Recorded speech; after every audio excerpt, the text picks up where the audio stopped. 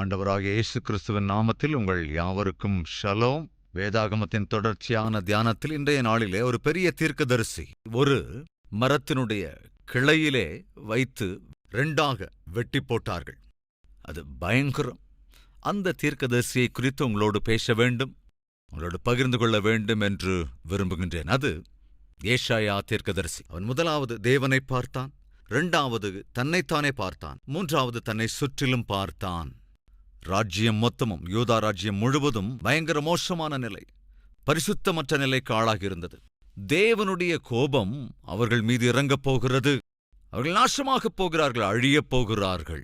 சுற்றி இருந்தவர்களை பார்த்தபோது புரிந்துவிட்டது, தன்னை சுற்றி இருக்கின்றவர்கள் தேவனுடைய உக்கிரத்துக்கு இலக்காகிக் கொண்டிருக்கிறார்கள், அழியப் போகின்றார்கள். அப்பொழுது தேவன் கேட்கிறார், யார் போவார்? தேவன் கேட்கிறார், போவது யார்? என் தரப்பிலே அங்கே போவது யார்? நான் யாரை அனுப்புவேன் என்று அவர் கேட்டபொழுது உடனடியாக ஏசாயா சொல்லுகிறான், நான் இருக்கிறேன் ஆண்டவரே. என்ன சொல்றான்? இதோ அடியேன் இருக்கிறேன், என்னை அனுப்புங்க ராஜா. எவ்வளவு அற்புதம் பாருங்க. தேவனை பார்த்தான், தன்னைத்தானும் பார்த்தான், மனஸ்தாபப்படுகிறான். தேவன் இரக்கத்தோடு கூட தம்முடைய தூதனை அனுப்பி அவனுடைய உதடுகளை சுட்டு போடுகிறார். இதோ உன்னுடைய உதடுகள் சுடப்பட்டதினாலே பரிசுத்தமாக்கப்படுகிறாய். பரிசுத்தமாக்கப்பட்டான். பரிசுத்தப்படுத்தப்பட்டதற்கு பிறகு தன்னை சுற்றியிருக்கிறவர்களையும் பார்க்க முடிந்தது. அவனுடைய மனக்கண்கள் திறக்கப்பட்டன. எப்பொழுது தன்னை சுற்றியிருக்கிறவர்களின் பாவ நிலையை அவனால் உணர்ந்து கொள்ள முடிந்ததோ, தேவனுடைய அழைப்பை புரிந்து கொண்டான். தேவனுடைய அழைப்பை கேட்க முடிந்தவனாயிருந்தான். யார் போவார்?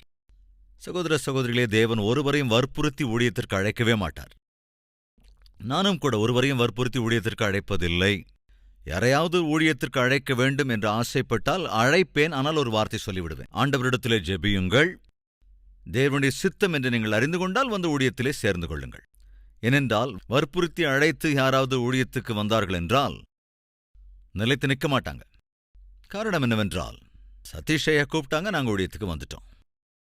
அதற்கப்புறம் ஏதாவது கஷ்டமோ பாடுகளோ வருகிற போது அவர்கள் பின்னிட்டு திரும்பி போய்விடுவார்கள். ஏனென்றால் அந்த அழைப்பிலே தேவன் இல்லை. அவர்களின் இருதயம் பரிபூரணமாய் சுத்திகரிக்கப்படவில்லை, மனக்கண்கள் முழுவதும் திறக்கப்படவில்லை. அன்று ஏசாயாவின் மனக்கண்கள் திறக்கப்பட்டன. தன்னை சுற்றியிருந்தவர்களின் பாவ வாழ்க்கையை அவனால் பார்க்க முடிந்தது. அப்பொழுது தேவன் சொன்னார், நான் யாரை அனுப்புவது? யார் எனக்காக போவார்? ஏசாயா, நீ போ என்று சொல்லுகிற அதிகாரம் தேவனுக்கு உண்டு. சில சந்தர்ப்பங்களிலே தேவன் டைரக்டாக சிலரை அழைத்திருக்கிறார். நீ போய் எலிசாவுக்கு அபிஷேகம் பண்ணு என்று எலியாவுக்கு சொன்னார். பேதுரு, யோவான், அந்திரேயா இவர்களெல்லாம் வலைகளை சரி செய்து கொண்டிருக்கையில், மீன்பிடித்துக் கொண்டிருக்கையில், என்னை பின்பற்றி வாருங்கள், உங்களை மனிதர்களை பிடிக்கிறவர்களாக்குகிறேன் என்று டைரக்டாய் சொல்லி அழைத்தார். லேவி வரி வசூல் செய்கிறவன், அவன் எழுதிக் கொண்டிருக்கையிலே அவனை பார்த்து, நீ என்னை பின்பற்றி வா என்று சொன்னார். லேவி என்றால் மத்தேயு. அவனும் எழுந்து இயேசுவை பின்பற்றினான். அப்படி சிலரை டைரக்டாக அவர் அழைத்திருக்கிறார். ஆனால் சில பேருக்கு தேவன் சாய்ஸ் கொடுப்பார். யார் போவது, என் தரப்பில் என்று யார் பேசுவது என்று சொல்லுகிற போது அதை யார் கேட்டது? ஏசாயா கேட்டான். மோசேயும் தேவன் அழைத்தார். மோசே வா. அப்ப அவன் எத்தனை சாக்கு போக்கு சொன்னான்? 5 சாக்கு போக்கு சொன்னாங்க. நீங்க யாருன்னு கேட்டான். நான் யாருன்னு கேட்டான். ஏன்னா நம்ப மாட்டாங்கன்னு சொன்னான். எனக்கு பேசுறதுக்கு வராதுன்னு சொன்னான். என்னோட அண்ணனை அனுப்புன்னு சொன்னான். இப்படி எத்தனை ஷாக்கு போக்கு! அதுவும் டைரக்டா தேவனே இறங்கி அவன் அழைத்த போது எத்தனை ஷாக்கு போக்கு சொல்றான் மோசே சகோதரன். ஆனா தயவு செஞ்சு கவனிங்க, ஏசாயாவை தேவன் டைரக்டா அழைக்கல, சாய்ஸ் கொடுத்தார். பப்ளிக் கால் கொடுக்கிறார். யாரெல்லாம் எனக்காக போவார்கள்? வாசிக்கலாம் வாங்க. ஏசாயாவின் புத்தகம் 6வது அதிகாரம் 7வது வசனம். அதனால் என் வாயைத் தொட்டு, இதோ இது உன் உதடுகளை தொட்டதினால் உன் அக்கிரமம் நீங்கி உன் பாவம் நிவிர்த்தியானது. தேவனுடைய அழைப்பை பெற்று அந்த அழைப்பின்படி தொடர முடிய வேண்டுமென்றால் மனிதன் கழுவப்பட வேண்டும். ஒரு மனிதன் தன்னை ஊழியத்திற்கு ஒப்புக்கொடுக்க வேண்டுமென்றால் முதலில் அந்த நபருக்கு இந்த உலக பிரகாரமான காரியங்களோடு எந்த சம்பந்தமும் இருக்கக்கூடாது. இந்த உலகப் பிரகாரமான காரியங்கள் இன்னும் மனதிற்குள் இருந்து கொண்டே இருக்குமென்றால் தேவனுக்கு தன்னை முழுமையாய் அர்ப்பணிக்க முடியாது. தேவன் நினைத்தபடி ஊழியத்தை செய்யவும் முடியாது. இன்னும் பாவ பழக்க வழக்கங்கள், பாவம் சம்பந்தப்பட்ட காரியங்களோடு இருக்கிறவர்கள் ஊழியத்திலே அற்புதமாக இயங்க முடியாது, எதுவும் செய்ய முடியாது. ஒரு கட்டை எரியணும்னா அது நல்லா முழுமையா காஞ்சிருக்கணும். அதுல கொஞ்சமாவது ஈரம் இருந்தா அது எரியாது, தழலை கொடுக்காது.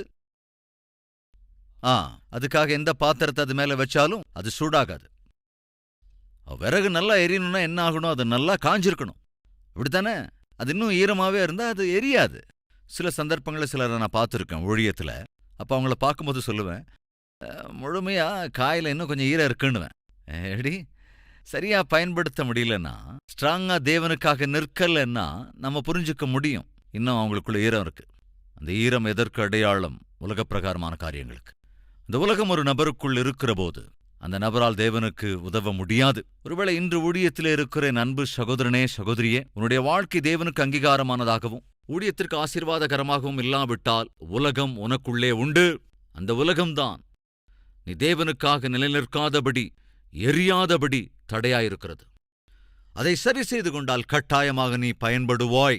ஏசாயா தன்னுடைய வாழ்க்கையை தேவனுடைய ஊழியத்திற்கு அர்ப்பணிப்பதற்கு முன்பு பைபிள் ஒரு அருமையான ஸ்டெப்பை பார்க்க முடியாது. என்னன்னா, அவன் சுத்திகரிக்கப்பட்டான், அவன் பரிசுத்தப்படுத்தப்பட்டான்.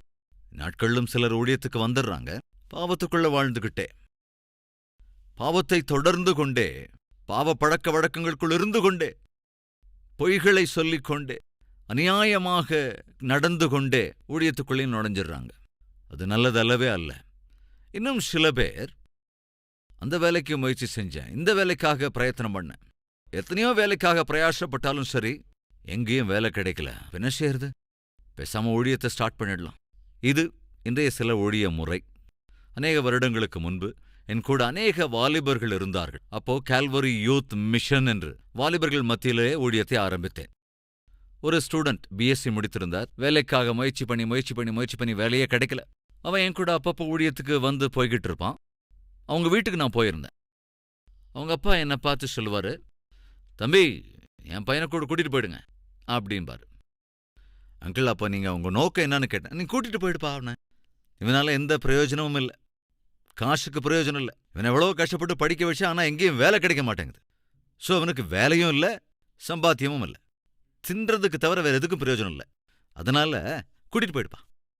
எங்க கூட்டிட்டு போகணும்? சாப்பிட்றத தவிர வேற எதுக்கும் யூஸ் ஆகாதவன கொஞ்சம் யோசிச்சு பாருங்க. சாப்பிட்றத தவிர வேற எதுக்கும் பிரயோஜனம் இல்லாதவன எதுக்கு அனுப்பி வைக்கிறாரு? ஊழியத்துக்கு அனுப்பி வைக்கிறாரு. எனக்கு ரொம்ப கஷ்டமா இருந்தது. என்னது, சாப்பிட்றத தவிர வேற எதுக்கும் பிரயோஜனம் இல்லாதவன் ஊழியத்துக்கு அர்ப்பணிக்கப்படுறானா? ஒருவேளை ஒரு 4 காசு சம்பாதிச்சான்னா? சம்பாதிக்கிறவங்கள நாம பார்த்து, பிரதர் மினிஸ்ட்ரிக்கு வரீங்களான்னு கேட்டேன். நல்லா கேட்டீங்க. நான் செய்யற வேலை எப்பேற்பட்ட வேலை தெரியுமா? எனக்கு வர வருமானம் என்னன்னு தெரியுமா? என் சம்பளம் என்னன்னு தெரியுமா? என் போஸ்ட் என்னன்னு தெரியுமா? என்னுடைய பொசிஷன் என்னன்னு தெரியுமா? இதெல்லாத்தையும் விட்டுட்டு நான் உங்க கூட ஊழியத்துக்கு வந்துடணுமா? மினிஸ்ட்ரிக்கு வரணுமா? நல்லா சொன்னீங்க. வேலை வெட்டி இல்லாம யாராவது இருந்தா அவங்கள போய் கூப்பிடுங்க. எவ்வளவு பயங்கரம் பாருங்க, எவ்வளவு துணிகரம். சகோதர சகோதரிகளே, அப்படிப்பட்ட சூழ்நிலையை உருவாக்காதீங்க. கவனிங்க, ஏசாயா ஜாக்கிரதையா நாம பார்த்தோன்னா, அவனுடைய இருதயம் சுத்திகரிக்கப்பட்டது, அவன் பரிசுத்தப்படுத்தப்பட்டான், எனவேதான் மனக்கண்கள் திறக்கப்பட்டது. அப்பொழுதுதான் தேவன் சொல்லுகிறார். என்ன சொல்றாருன்னு பார்க்கலாம் வாங்க. 8வது வசனம். பின்பு யாரை நான் அனுப்புவேன்? யார் நமது காரியமாய் போவான் என்று உரைக்கிற ஆண்டவருடைய சத்தத்தை கேட்டேன். Open invitation. யார் ஊழியம் செய்யணும்னு நினைக்கிறீங்க? யார் எனக்காக வாழணும்னு நினைக்கிறீங்க? யார் தேவனுக்காக வாழ வேண்டும் என்று நினைக்கிறீர்கள்? இதுவரைக்கும் நீ உனக்காகத்தான் வாழ்ந்துகிட்டு இருக்க, அல்லது அரசாங்க வேலைக்காக வாழ்ந்திருக்க, அல்லது ஒரு கம்பெனிக்காக வாழ்ந்திருப்ப, ஒரு ஃபேக்டரிக்காக வாழ்ந்திருப்ப, அல்லது ஒரு ஹாஸ்பிட்டலுக்காக வாழ்ந்திருப்ப, ஒரு காலேஜுக்காக வாழ்ந்திருப்ப, சம்பாத்தியத்துக்காக நீ வாழ்ந்திருந்திருப்ப. ஆண்டவருக்காக வாழ்கிறவர்கள் யாரும் இருக்கிறீர்களா? என்னை அழைத்த போது சில சந்தர்ப்பங்களில் சில தம்பிமார் தங்கைமார் முன்னுக்கு வருவாங்க. அண்ணா, இன்னைக்கு தேவன் என்னை அழைத்தார். எப்படி அழைத்தார்? தேவ செய்தியின் மூலம் நீங்கள் அழைத்த போது தேவன் என்னை அழைப்பதை உணர்ந்தேன். தனிப்பட்ட விதத்தில் கூப்பிட்டனா? பெயர் சொல்லி நான் அழைத்தேனா? இல்லையே. அப்ப எதற்காக அவங்க ஊழியத்துக்கு வந்தாங்க? ஒரு நாள் நீங்க செய்து கொடுக்கும்போது தேவன் என்னோடு கூட பேசினார். That's an open invitation. அந்த நபர் உண்மையாக தேவ அழைப்புக்கு மதிப்பு கொடுப்பார் என்றால், உண்மையாக அந்த அழைப்பை கனமாக எண்ணுவார் என்றால், எவ்வளவுக்கு அவ்வளவு கனமாக அந்த அழைப்பை ஏற்றுக்கொள்கிறார்களோ அவ்வளவுக்கு அவ்வளவு உன்னதமான ஊழியம் செய்ய முயற்சி செய்வார்கள். அதன் பலன் ஊழியத்திலே உயருவார்கள். Open invitation. வற்புறுத்தல, ஏசாயா நீ வா அப்படின்னு கூப்பிடல. சகோதர சகோதரிகளை கவனிங்க. சில சமயங்கள்ல தேவன் தனிப்பட்ட விதத்தில் அழைப்பார், சில சமயத்தில் ஓப்பனாக அழைப்பார். தனிப்பட்ட விதத்தில் அழைக்கலாம் அல்லது வெளிப்படையாக அழைக்கலாம். இங்கே யார் என் பட்சமாய் போவான்? என்று சொன்னபோது சுயமாக பரிசுத்தப்படுத்தப்பட்டவன் முன்னுக்கு வருகிறான். வாசிக்கலாம் என்ன ஆகுதுன்னு. அதற்கு நான் இதோ அடியேன் இருக்கிறேன். ஆண்டவரே, நான் இருக்க ஆண்டவரே. நீர் என்னை பரிசுத்தப்படுத்திய காரணமே பரிசுத்தரான உமக்காக வாழ்வதற்காகத்தான். என்னை ரட்சித்ததற்கு காரணமே இரட்சகராகிய உம்மை இந்த உலகத்திற்கு அறிவிப்பதற்காகத்தான் நான் இருக்கிறேன் என்று சுயமாக முன்னுக்கு வந்தான். அற்புதமான தீர்க்கதரிசியாய் நின்றான். அற்புதமான தேவ ஊழியத்தை செய்தான். பாவங்களை உள்ளது உள்ளபடி வெளிக்காட்டினான். தைரியமாய் தேவனுடைய சிட்சையை குறித்து பேசினான். ஐயோ! வாசிக்கலாம். 5வது அதிகாரத்தை வாசி பார்த்தீங்கன்னா அற்புதமான காரியங்களை குறித்து பேசுவான். உங்களுக்கு ஐயோ ஐயோ என்பதே போல 11வது வசனத்துல, சாராயத்தை நாடி அதிகாலமே எழுந்து மதுபானம் தங்களை சூடாக்கும்படி தரித்திருந்து இருட்டிப் போகும் அளவும் குடித்துக் கொண்டே இருக்கிறவர்களுக்கு ஐயோ. 18ஆம் வசனம், மாயையின் கயிறுகளால் அக்கிரமத்தையும் வண்டியின் வடங்களால் பாவத்தையும் எடுத்துக்கொண்டு வந்து நாம் அறியும்படி அது சமீபித்து வரட்டும் என்று சொல்லுகிறவர்களுக்கு ஐயோ. 20வது வசனம், தீமையை நன்மை என்றும் நன்மையை தீமை என்றும் சொல்லி இருளை வெளிச்சமும் வெளிச்சத்தை இருளுமாய் பாவித்து கசப்பை தித்திப்பும் தித்திப்பை கசப்பும் என்று சாதிக்கிறவர்களுக்கு ஐயோ. தங்கள் பார்வைக்கு ஞானிகளும் தங்கள் எண்ணத்துக்கு புத்திமான்களுமாயிருக்கிறவர்களுக்கு கவனிங்க, ஐயோ. சாராயத்தை குடிக்க வீரரும் மதுவை கலந்து வைக்க பராக்கிரமசாலிகளுமாயிருந்து நியாயத்தை புரட்டுகிறவர்களுக்கு ஐயோ. உள்ளதை உள்ளபடி தேவன் சொல்லச் சொன்னதை அப்படியே துணிந்து சொல்கிற தைரியம் உள்ளவன் ஏசாயா. இப்படி தனக்கு அருளப்பட்டிருந்த தீர்க்க தரிசன ஊழியத்தை செய்து கொண்டு எந்தெந்த ராஜாக்களுக்கு மத்தியில் செய்தான் ஏற்கனவே நாம் பார்த்தோமல்லவா. உசியா, யோதாம், ஆகாஸ், எசேக்கியா, அவர்களைத் தொடர்ந்து மனாசே. இந்த மனாசே மிகவும் துன்மார்க்கன். மனாசேயை குறித்து பார்க்கும்போது அவன் மிகவும் மிகவும் மிகவும் மிகவும் துன்மார்க்கன். ஆனால் இளம் பிராயத்திலேயே ஆளுகை செய்வதற்கான பாக்கியத்தை பெற்றிருந்தவன். அவனுடைய தந்தை எசேக்கியா. ஆனால் அவனுடைய குணங்கள் எதுவும் இவனுக்குள்ள இருக்கல. 2 நாளாகமம் 32ஆம் அதிகாரம் 33வது வசனம், எசேக்கியா தன் பிதாக்களோட நித்திரையடைந்த பின்பு அவன் குமாரனாகிய மனாசே அவன் ஸ்தானத்தில் ராஜாவானான். எசேக்கியா அற்புதமான ராஜா. அவனுடைய குமாரனோ மிகப்பெரிய பாவி. அப்பா பெயரை கெடுக்கிறவனாக அவன் இருந்தான். எவ்வளவு துன்மார்க்கமாக நடந்து கொண்டான், அவ்வளவு துன்மார்க்கமாக ஆளுகையும் செய்தான். தொடர்ந்து வாசிச்சீங்கன்னா உங்களுக்கு புரியும். இதை பார்த்த தேவனால் தாங்கிக் கொள்ளவே முடியல. எத்தனை வருஷங்கள்? 1வது வசனம், மனாசே ராஜாவாகிறபோது 12 வயதாயிருந்து 55 வருஷம் எருசலேமில் அரசாண்டான். 55 years. ஒரு அற்புதமான தந்தைக்கு பிறந்தவன், பெரிய பதவியை பெற்றுக்கொண்டவன், ஒரு ஒப்பற்ற ஸ்தானத்திற்கு நிலைக்கு சென்றடைந்தவன். ஆனால் மிகவும் துன்மார்க்கமாக நடந்து கொண்டான். மிகவும் கீழ்த்தரமாக வாழ்ந்தான். அப்படி கீழ்த்தரமாக துன்மார்க்கமாக வாழ்ந்து கொண்டிருந்த போது ஏசாயா தீர்க்கதரிசி தேவன் தனக்கு அருளிய தீர்க்கதரிசன ஊழியத்தை செய்து பாவத்தை கண்டித்து பாவம் செய்கிற ராஜாக்களை கூட தேவனுடைய வார்த்தைகளால் திருத்துவதற்கு முயற்சி செய்து தன்னுடைய ஊழியத்தை தொடர்ந்து கொண்டிருந்த நாட்களிலே, இது பைபிளிலே எழுதப்படவில்லை, ஆனால் சரித்திர புத்தகங்களில் எழுதப்பட்டிருக்கிறது. மனாசேக்கு ஏசாயா தீர்க்கதரிசியின் தீர்க்க தரிசனங்கள் ஒரு காலம் அவனுக்கு பிடிக்கவில்லையா, அவனால் தாங்க முடியவில்லையா. அடிக்கடி சும்மா பாவத்தை வெளிக்காட்டிக்கிட்டே இருக்கார். எப்ப பார்த்தாலும் எச்சரிச்சுக்கிட்டே இருக்கார். அடிக்கடி சத்துரு எதிராக வருவான் என்று பயப்படுத்திக் கொண்டே இருக்கிறார். என்று மனாசே, அவரை பிடியுங்கள், அந்த ஏசாயா தீர்க்கதரிசியை பிடியுங்கள், அவன் உயிரோடு இருக்கக்கூடாது என்று கட்டளையிட்டான். அப்படி கட்டளையிட்ட போது ஏசாயா தீர்க்கதரிசி ஒரு பெரிய மரத்திலே ஒரு பொந்து இருந்தது, அந்த பொந்துக்குள் போய் ஒளிந்து கொண்டான். இந்த செய்தி அந்த மனாசே கேள்விப்பட்டான். எனவே மனாசே என்ன சொன்னான் என்றான், அந்த மரப்பொந்துக்குள் ஒளிந்திருக்கிற ஏசாயாவை அப்படியே வாளை கொண்டு அறுத்து விடுங்கள் என்றான். ஏசாயா உள்ளுக்குள் இருக்கிறான், மரப்பொந்துக்குள். அவர்கள் வெளியே ஒரு வாளை கொண்டு அறுத்தார்கள். நம்ம புரிஞ்சுக்கிறதுக்காக பாதி கட் பண்ணி அப்படி காட்டப்படுகிறது, அவ்வளவுதான். இந்த மரப்பொந்து இருக்குல்ல, அதுக்குள்ள ஏசாயா இருக்கிறான். அவங்க மேலிருந்து வாளை வச்சு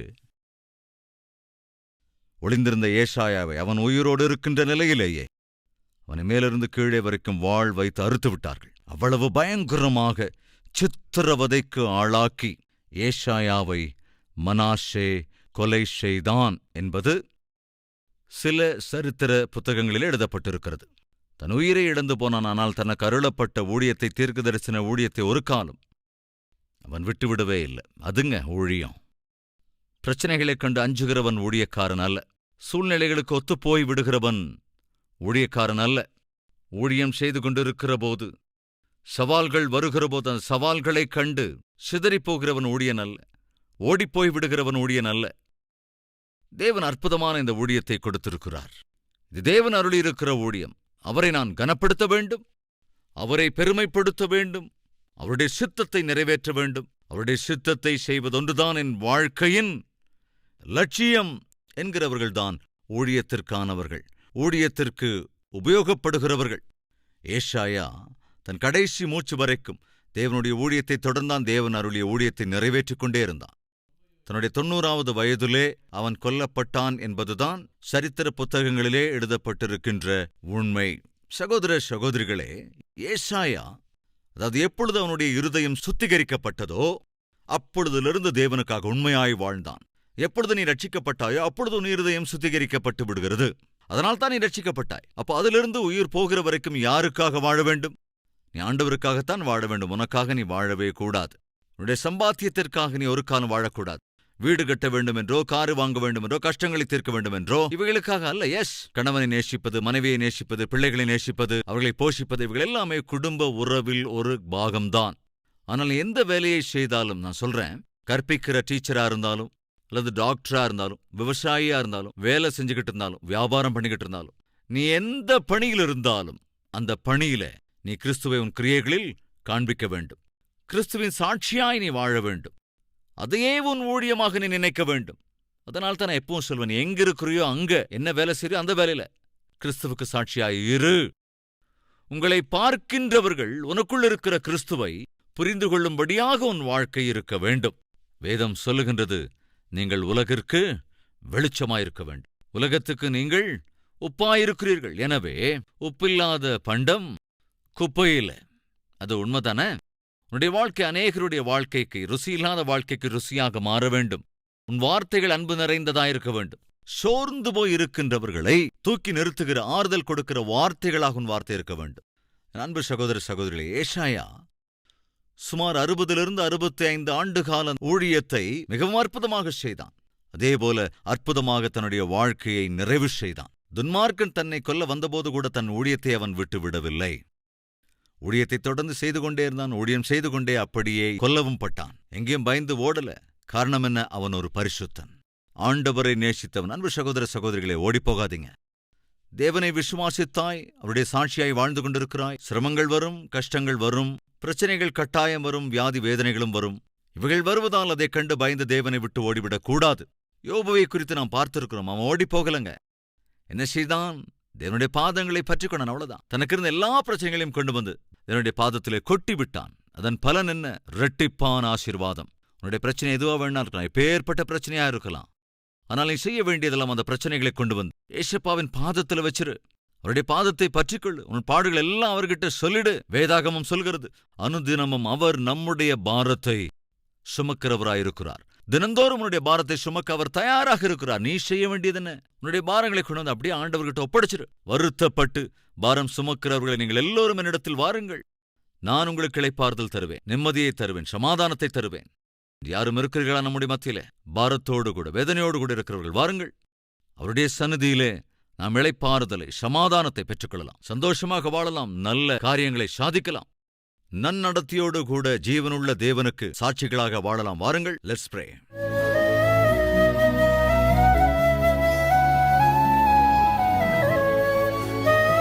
பரிசுத்தமுள்ள பிதாவே, ஏசாயாவின் மூலம் எங்களோடு பேசிக் கொண்டிருக்கிறதற்காக நன்றி ராஜா. ஸ்தோத்தரிக்கிறோம். ஏசாயா உம்முடைய ஊழியத்தில் பயனுள்ள பாத்திரமாக பயன்படுத்தப்படும் முன்பு அவன் பரிசுத்தமாக்கப்பட்டானே. ஆண்டவரே, ஆண்டவரே, உம்முடைய ஊழியத்தில் பயன்படுத்தப்படுகிற ஒவ்வொருவரையும் பரிசுத்தப்படுத்துங்க ஆண்டவரே. என்ன பரிசுத்தமாக்குங்க ராஜா. எங்களை பரிசுத்தப்படுத்துங்க ஆண்டவரே. அப்பொழுதுதானே உம்முடைய இருதயத்தை நாங்கள் புரிந்து கொள்ள முடியும். ஆண்டவரே, யாரையெல்லாம் இப்பொழுது அழைத்திருக்கிறீரோ அந்த அழைப்பை புரிந்து கொண்டு ஏற்றுக்கொள்ளுகிறவர்களை அற்புதமாக ஆண்டவரே ஆசீர்வதிங்க. ஊழியத்திலே நம்பிக்கைக்குரிய பயனுள்ள பாத்திரங்களாக, உண்மை ஊழியக்காரர்களாக அவர்கள் எழும்பும்படி செய்யுங்க ஆண்டவரே. உமக்கு சாட்சியாய் வாழும்போது, உம்முடைய ஊழியத்தை செய்கிற போது அநேக தடைகள் வரும், இடையூறுகள் வரும், ஆபத்து அபாயங்கள் வரும், அநேக பிரச்சனைகளும் வரும். அவைகளெல்லாம் பார்த்து ஓடிப்போகிற ஊழியக்காரன் நிலைநிற்கவே முடியாது. அது மாத்திரமல்ல, எப்பொழுது உம்மை விட்டு போய்விடுகிறார்களோ சாத்தான் பயங்கரமாக வேலை செய்வான். அவனுடைய தந்திரங்களை அவன் அதிகரித்து விடுவான், திக்குமுக்காட பண்ணி விடுவான், தனிமைப்படுத்தி தோல்விக்கு ஆளாக்கி விடுவான். அப்படிப்பட்ட கீழ்த்தரமான நிலைக்கு ஒருவரும் தள்ளப்படாமல் இருக்க உதவி செய்யுங்க. இந்த நாளிலும் விதைக்கப்பட்டிருக்கிற உம்முடைய வார்த்தைகள் அநேகருடைய வாழ்க்கையை ஆண்டவரே பரிசுத்தமாக்கப்பட வேண்டும் என்று இயேசு கிறிஸ்துவின் நாமத்தில் வேண்டிக் கொள்கிறோம் பிதாவே. ஆமென்.